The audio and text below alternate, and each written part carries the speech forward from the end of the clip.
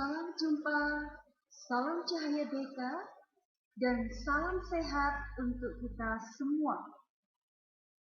Anak-anak yang terkasih, pada pertemuan kali ini kita akan bersama-sama mendalami tentang beriman sebagai tanggapan atas karya keselamatan Allah.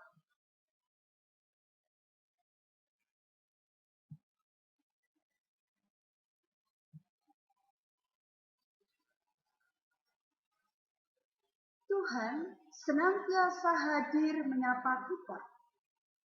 Tuhan menghibur, membimbing, dan menguatkan kita, baik dalam suka maupun duka, baik dalam kepastian maupun keraguan, baik dalam untung maupun malang. Tuhan setia menyertai manusia.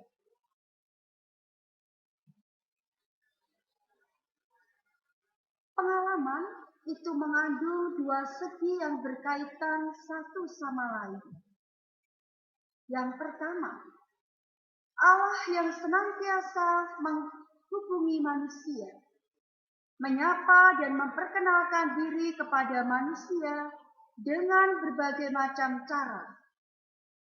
Pernyataan diri Allah, baik dalam wujud sabda maupun tindakannya, dimaksudkan agar manusia mengenal dan percaya kepadanya.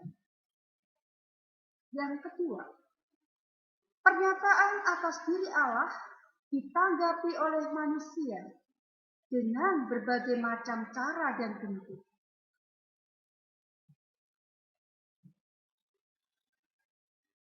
Kita akan bersama-sama mengetahui apa itu wahyu Tuhan. Wahyu Tuhan artinya sapaan, pernyataan, ataupun tawaran dari Tuhan kepada manusia. Hal-hal yang dinyatakan Tuhan antara lain dirinya sendiri dan rencananya untuk menyelamatkan manusia. Wahyu Tuhan dapat kita ketahui itu melalui ciptaan Tuhan sendiri, diri manusia, peristiwa-peristiwa hidup yang dialami manusia, baik suka maupun duka. Wahyu Tuhan juga dapat kita ketahui melalui kitab suci dan puncak wahyu Tuhan, yakni Yesus Kristus sendiri.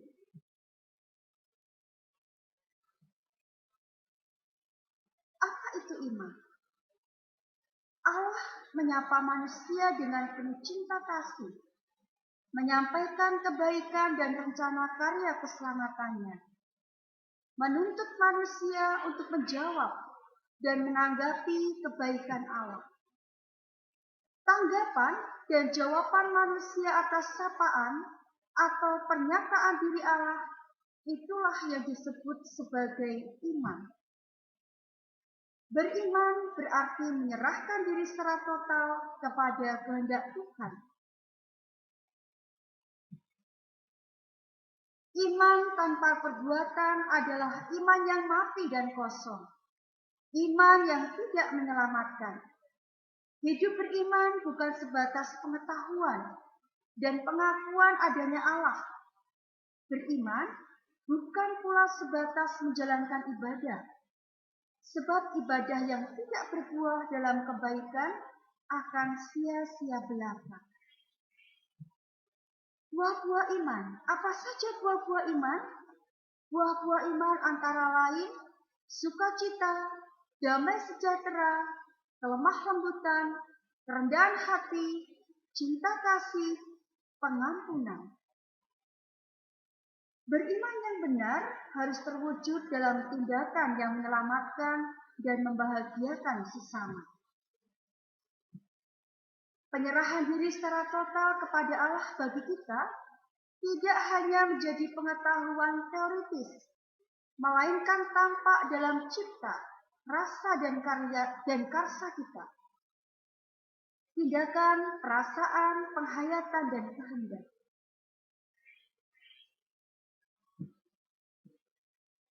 Makna beriman.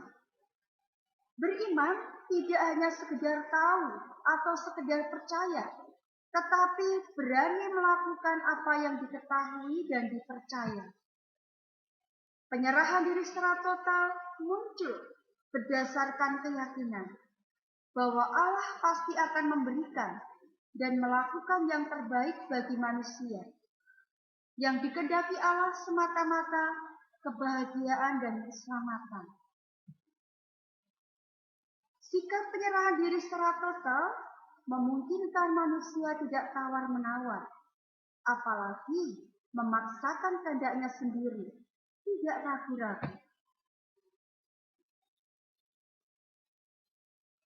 Ada beberapa tokoh dalam kitab suci, baik dalam kitab suci Perjanjian Lama dan juga Perjanjian Baru, yang memperlihatkan sikap beriman yang luar biasa. Siapa mereka? Ada Abraham. Abraham ini termasuk tokoh dalam kitab suci Perjanjian Lama.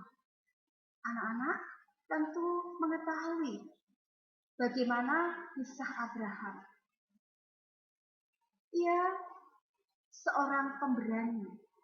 Ia berani meninggalkan tanah airnya dan bersama seluruh keluarga dan sukunya berjalan menuju tanah terjanji, yaitu tanah Kanaan yang dijanjikan Allah. Tokoh yang kedua adalah Daud. Daud ini juga masuk dalam tokoh kitab suci Perjanjian Lama. Walaupun dipandang kecil, ia dapat mengalahkan Goliat yang jauh lebih besar dan kuat. Berikutnya ada Bunda Maria. Bunda Maria adalah Bunda Yesus. Ini masuk dalam tokoh kitab suci Perjanjian Baru. Kita mengenal ya siapa itu Bunda Maria. Walaupun ia harus menanggung banyak risiko, ia pasrah dengan sepenuh hati kepada Allah. Berikutnya adalah Yesus Kristus. Ini adalah juga tokoh kitab suci dalam Perjanjian Baru. Kita tahu siapa itu Yesus. Ia tetap setia pada kehendak Allah, walaupun harus menanggung risiko, sengsara, dan kematian di kayu salib, demi untuk menebus dosa-dosa manusia dan menyelamatkan umat manusia.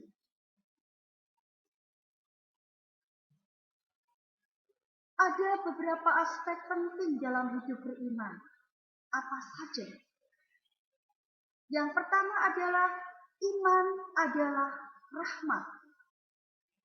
Manusia itu tidak mungkin dapat beriman bila Allah tidak lebih dahulu menyapa dan memperkenalkan dirinya kepada manusia.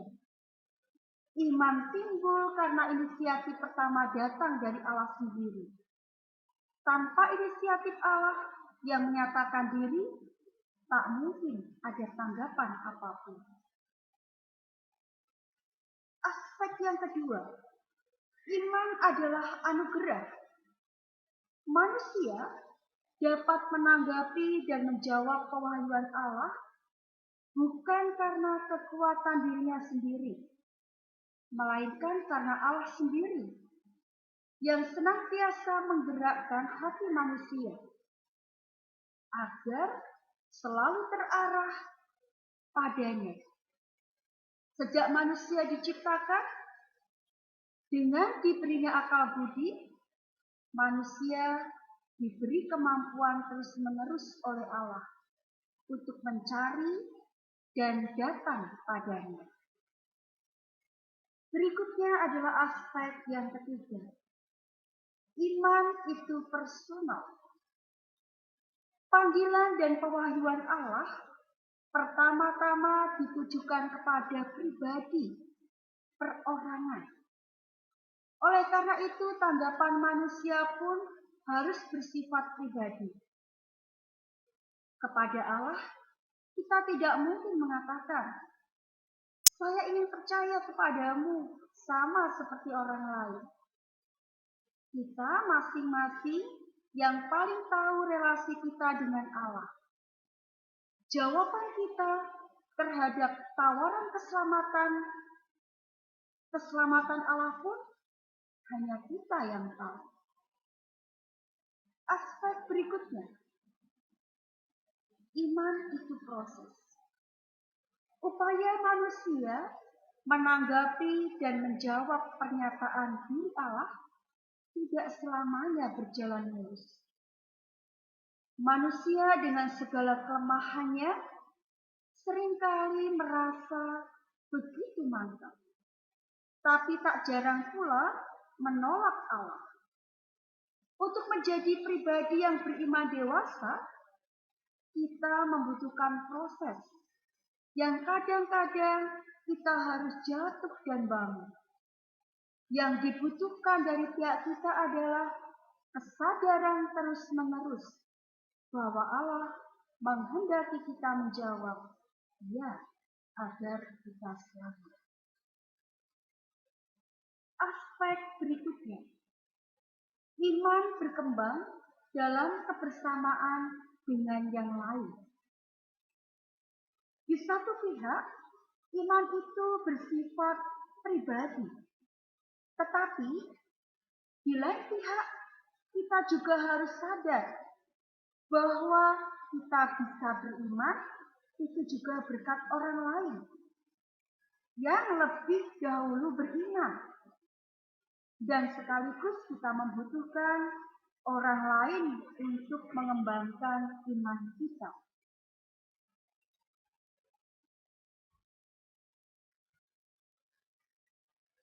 Sekarang, apa manfaat dari hidup beriman? Manfaat dari hidup beriman itu antara lain, kita akan dimampukan untuk bisa menjalani hidup dengan benar. Tidak was-was atau khawatir akan hidup yang sedang kita jalani. Kita juga akan merasa dekat dengan Allah.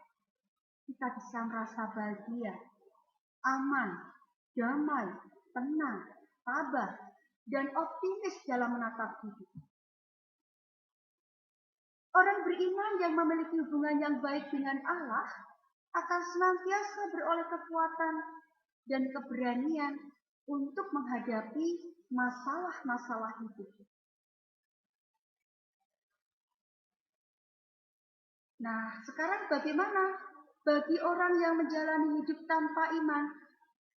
Orang yang menjalani hidup tanpa iman itu akan diliputi oleh rasa takut, gelisah, tidak punya harapan, mudah putus asa, cenderung mencari jalan pintas untuk menyelesaikan persoalan hidup. Hidup beriman yang mendalam oleh Rasul Yakobus itu disebut sebagai hidup beriman dalam kesatuan antara ibadah dan perbuatan. Dalam surat Rasul Yakobus bab 1 ayat 26 dikatakan, "Jikalau ada seorang menganggap dirinya beribadah, tetapi tidak mengekang lidahnya, ia menipu dirinya. Maka sia-sialah ibadahnya." Menurut Rasul Yakobus, hubungan dengan Allah yang telah mengasihi kita seharusnya menjadi nyata dalam kasih kepada sesama.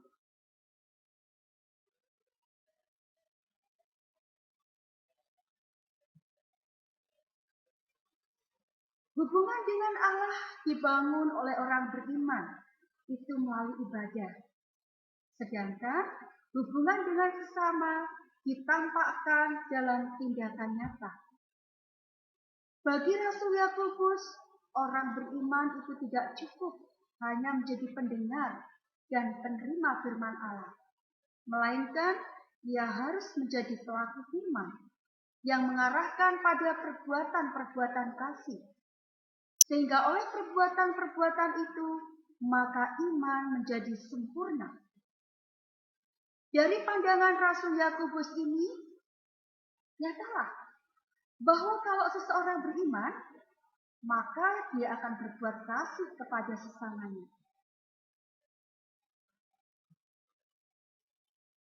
Orang dapat disebut betul-betul beriman bila ia sungguh-sungguh menghayati dan mewujudkan imannya dalam hidup sehari-hari. Karena jika iman itu tidak disertai perbuatan, maka iman itu pada hakikatnya adalah mati. Sebab iman bekerja sama dengan perbuatan-perbuatan. Dan oleh perbuatan-perbuatan itulah iman menjadi sempurna. Manusia dibenarkan karena perbuatan-perbuatannya, bukan hanya karena iman. Nah, sekarang yang menjadi sebuah refleksi bagi kita. Seperti tubuh tanpa roh adalah mati, demikian juga iman tanpa perbuatan-perbuatan adalah mati. Apakah hidup kita sudah menunjukkan sikap orang beriman? Apakah perilaku kita menghidupi iman kita? Penghayatan iman yang benar tidak cukup hanya beribadah dan doa. Iman kita harus nyata dalam perilaku hidup sehari-hari. Berpihak pada yang miskin, bela rasa pada yang menderita, memberi semangat pada yang lemah dan putus harapan, menerima orang lain sebagai pribadi. Sudahkah kita melakukan itu sebagai perwujudan dari iman kita? Kita hening, kita renungkan semua itu dalam hati kita. Semoga kehadiran kita dapat membawa damai bagi sesama. Mari kita wujudkan iman kita dalam tindakan nyata kita sehari-hari. Baik dalam kata, sikap, dan tindakan kita. Semoga kita senantiasa diberkati oleh Tuhan. Berkat Tuhan menyertai kita.